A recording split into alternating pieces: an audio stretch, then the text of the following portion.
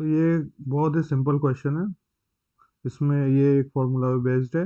तो हमें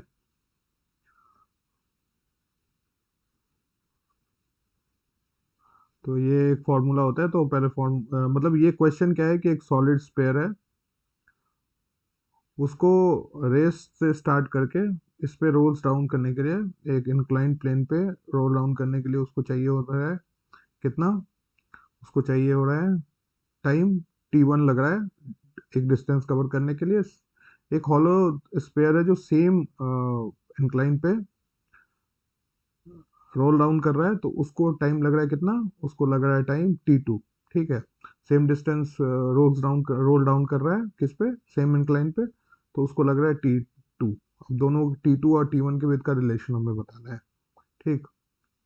तो ये नहीं होगा इतना छोटा, ये विजुअल नहीं है तो हम थोड़ा बड़ा बनाते हैं। बहुत ज़्यादा बड़ा हो गया ये तो, इसको भी नहीं कर सकते।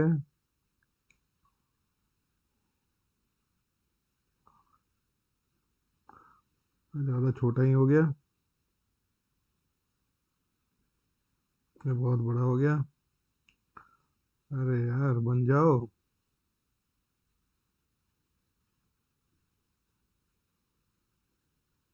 ये देखो हो गया। ठीक है, ये दोनों कांटेक्ट में है बाबू। ये मत सोचते हैं कि कांटेक्ट में नहीं है, कांटेक्ट में ही है। ठीक है, थोड़ा दूर हो गया है बट ये कांटेक्ट पे है।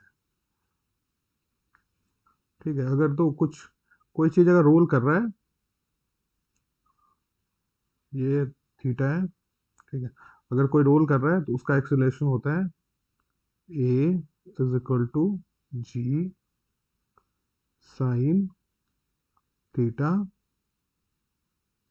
चलो, इसका ये जो स्ट्रक्चर है ये क्या है हमें पता नहीं, बट हमें इसके बारे में ये पता है कि इसका मास m है और इसका रेडियस जो है वो r है। ठीक है, तो हम इसे, इसका जो, और इसका जो सेंटर ऑफ मास से पास करने वाली जो ये है, सेंटर ऑफ मास से पास करने वाली जो मोमेंट ऑफ इनर्शिया है वो है I।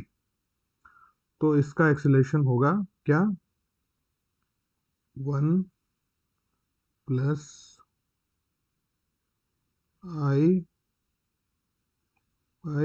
I/m r²।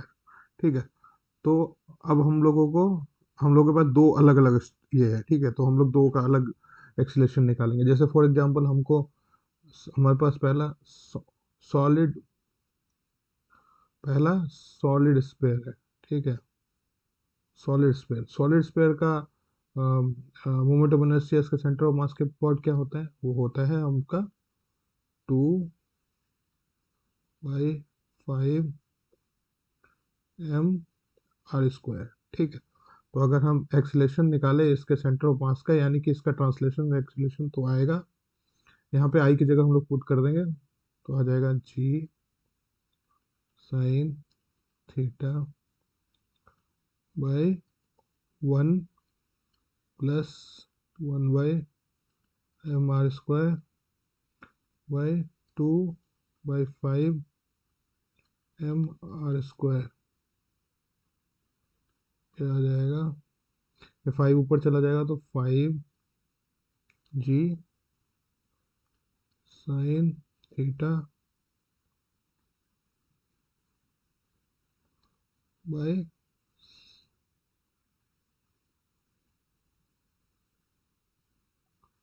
हो जाएगा 7। ठीक है, अब सिमिलरली जो इसका एक्सलेशन, इसका जो I2 है, हो गया 2/3 m r²। ठीक है, ये I2 क्या है, I2 है moment of inertia by an axis passes an axis passing through the centre of mass of hollow sphere. मतलब होलो स्फीयर के सेंटर ऑफ मास से पास करने वाली एक एक्सिस के अबाउट उसका मोमेंट ऑफ इनर्शिया है। ठीक है, तो एक्सेलेरेशन इसका कितना होगा, होलो का एक्सेलेरेशन आ जाएगा g sine theta by 1 + 1/m r², 2/3 m r²। ठीक है, तो ये आ जाएगा आपका 3g साइन थीटा बाई 5। ठीक है, तो ये दो वैल्यूज जो हमारी आई है वो वैल्यूज हम सिर्फ लिख लेते हैं, बाकी यहाँ पे बहुत कुछ लिखा हुआ है उसको हम मिटा देते हैं।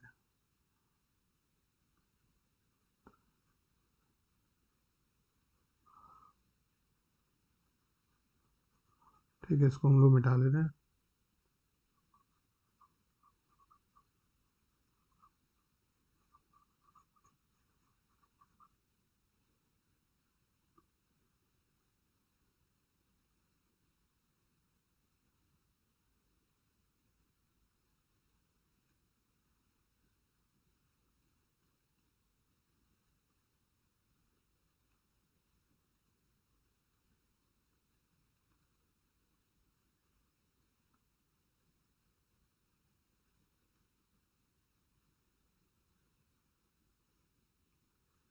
ठीक है, ये दो एक्सेलरेशन हमने निकाले। ठीक है, अब दोनों ने रेस से स्टार्ट किया, मतलब u जो है वो क्या है, तो अगर हम करे लिखें, अगर इसका जो डिस्टेंस कवर हो बाय a1, मतलब अगर हम माने कि सॉलिड स्फीयर जो डिस्टेंस कर रहा है कवर t1 टाइम में, वो कितना होगा, a1 t1 का स्क्वायर इक्वल टू d, यानी कि ये तो जीरो ही है, ये तो जीरो ही है, तो t1 इक्वल टू हो गया under root 2d by a1। Similarly जो t2 होगा under root 2d by a2 होगा। ठीक है, अब हम यहाँ से देख के बता सकते हैं कि दोनों इक्वल तो है नहीं। ये दोनों t1 जब इक्वल तभी होंगे जब दोनों इक्वल हो, या फिर अगर दो गुना होना पड़ेगा तो वो भी नहीं हो रहा है यहाँ से कुछ, तो हमें सिर्फ बड़ा छोटा देखना है। तो अगर a1 बड़ा है तो t1 छोटा होगा। ठीक है, ठीक है, तो यहाँ देख लो।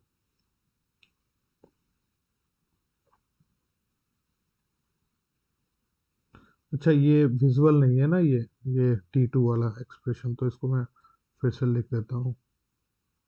ठीक है, तो इसको मैं फिर से लिख देता हूँ। तो जैसे ये आया, तो सिमिलरली ये t2 जो है वो होगा कितना, वो होगा अंडर रूट 2d। d क्या है, d है डिस्टेंस जो कवर किया है इसने t1 टाइम में, और सेम डिस्टेंस उसने भी कवर किया है, तो उसका भी सेम टाइप का एक्सप्रेशन होगा। अगर हम यही u1 मतलब ये पहला, तो u2 भी लिखेंगे तो वो भी रेस से स्टार्ट हो रहा है, वो भी जीरो होगा, फिर ये टू यही एक्सप्रेशन आएगा, डिस्टेंस कवर्ड भी सेम ही है, तो ये आ जाएगा under root 2d by a2। ठीक है, अंडर रूट है, पूरा अंडर रूट है, ठीक है, सेम ही है तो पूरा अंडर रूट है। तो अगर हम यहाँ पे कंपेयर करें A2 और A1 को, तो ये देखो ये है 5/7, यानी कि ये लगभग पॉइंट, ये अगर हम इसको डिवाइड करेंगे तो 0.7 के आसपास आएगा, और ये 0.6 के आसपास आएगा, मतलब कि जो A1 है वो बड़ा है A2 से।